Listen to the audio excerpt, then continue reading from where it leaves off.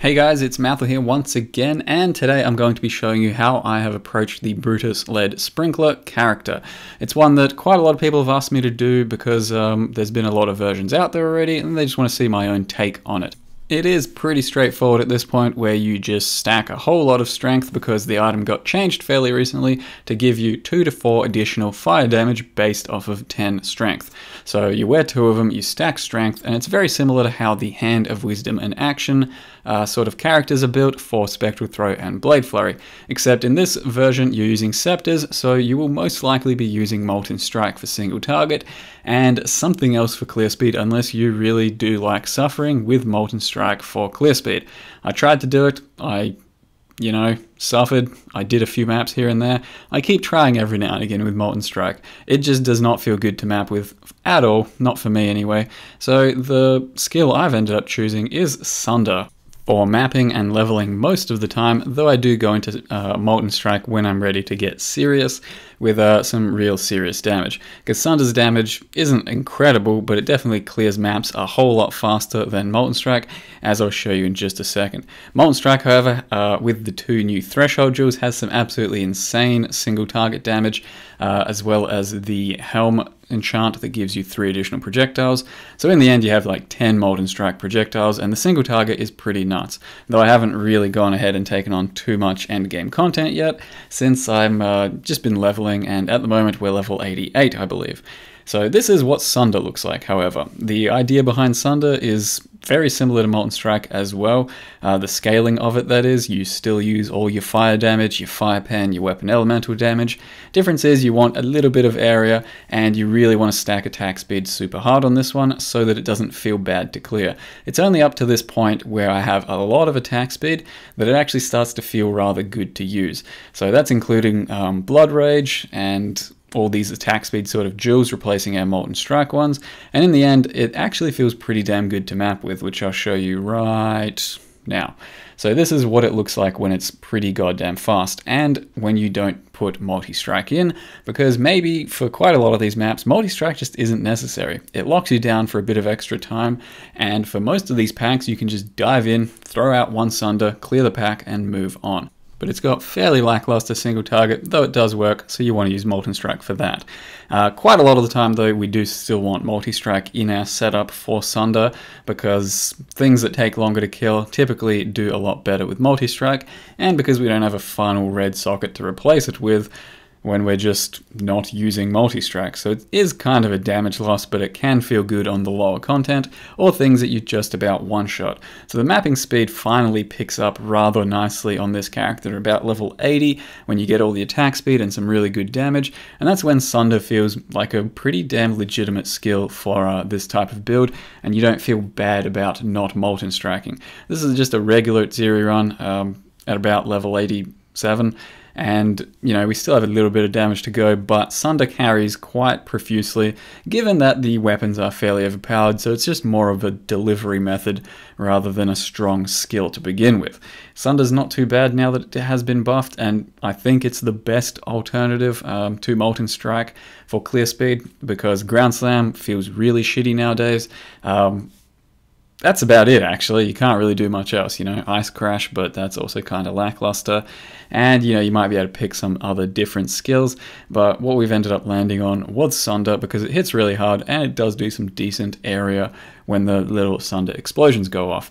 So for this level of content, you don't even need Molten Strike, though we do have about 1 trillion DPS ready to go with Molten Strike, as I'll show you in just a second. And next video, or in the next couple of days even, we'll definitely be tackling the end game content, which this build is supposed to be notoriously good for, because it's Berserker, it's got a high amount of leech, a fairly decent amount of survivability because of that, and the damage is really good with Molten Strike, as you can see right here. So the clear speed, nothing to really write home about. You have to wait for the balls to drop, and that thing is super annoying and really does slow you down quite a bit. But for the single target, you just stand there, shoot out 17,000 balls a second, and things melt immediately.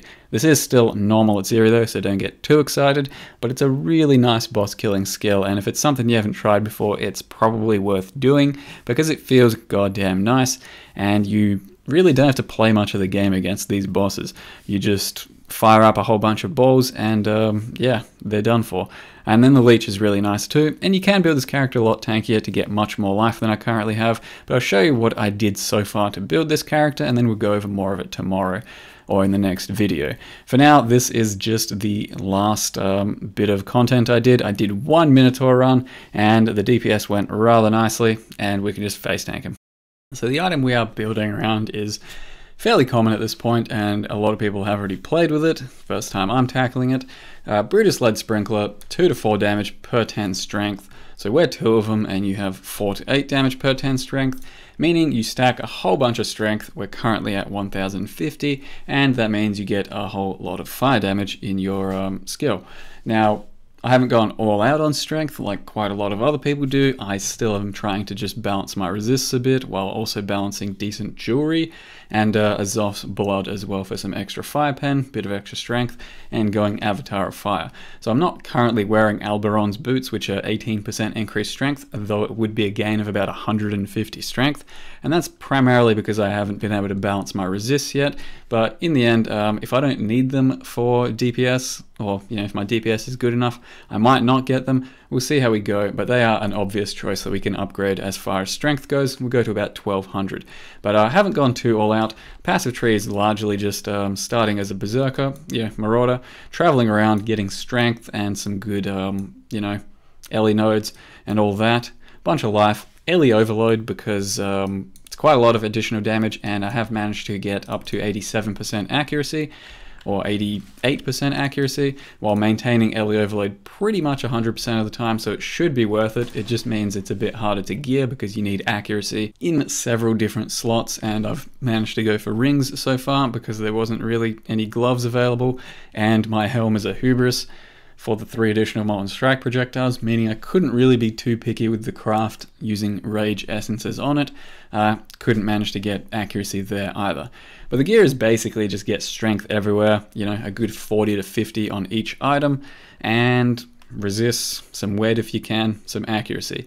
Gear's not very hard to achieve, and an astral plate as well, and Molten Strike is our single target, not really our clear speed, and Sunder is our AoE. All we do is just sub in Molten over Sunder, and or Sunder over Molten, and otherwise we have area and conk that we sub in for single target or area damage. And yeah, the build actually feels really good. I just wouldn't really recommend Molten Striking all the time by itself. To me, that felt really bad, but if you enjoy it, go ham. What we're building around in the Berserker Ascendancy is mostly just a bunch of damage here, but also some easy leech and mana leech, as well as Cloaked in Savagery, which is huge amounts of extra leech. Basically makes you immortal as long as you're killing things or damaging things, and that paired with Vile Pact makes us extremely tanky, or, survivable. I wouldn't say tanky yet.